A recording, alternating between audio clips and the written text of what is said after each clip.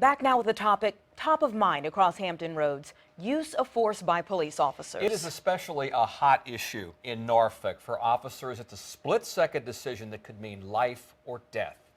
They go through a lot of training to make those decisions, as our Brandy Cummings found out this past July with her special report. Well, today, some high school students in Chesapeake learned that same lesson, one we should all keep in mind when police have to confront a suspect. Our Joe Fisher was there for the simulation, a story you'll see only on 10. Joe?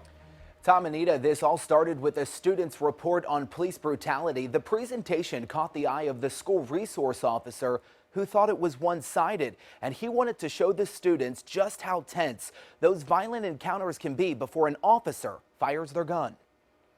On the rapid response team for entry into the school. An assault in progress at a school, as shown in this simulation,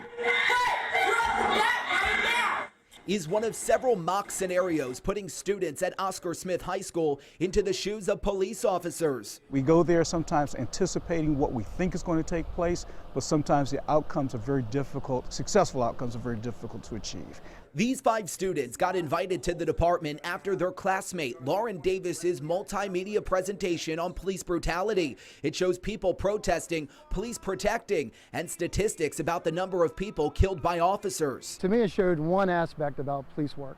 It showed the negative part. School resource officer Perry Boussant says the video is indicative of school-aged kids' view on police. He says it stems from negative headlines and videos shared on social media. And I just thought that she needed another look at what we do. You know, we're there to be your friend. We're there to work with you. We're not the bad guys. Now, faced with situations like an armed intruder, how will the students react? Stop! Each of them made the decision to shoot. A situation like that, nobody wants to shoot nobody. But when it's life or death or somebody else's life in jeopardy, you have to do what you have to do. Lauren Davis says the training changed her negative view of police. I learned that police aren't bad at all and that they actually are human like us. It's a lesson, according to their teacher, in understanding both sides of the story.